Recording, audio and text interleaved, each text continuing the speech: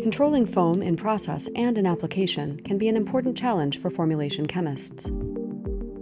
Certain types of non-ionic surfactants are intrinsically low or non-foaming and can function as defoamers or even as antifoamers.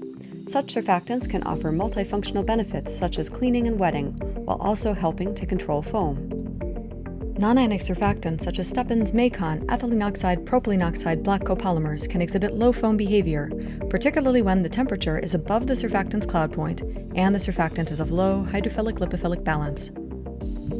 In addition, alcohol alkoxylates such as MAKON NF12 and amide alkoxylates such as MAKON NF5 are specifically designed to exhibit low foam performance by means of incorporation of optimized amounts of PO in combination with EO.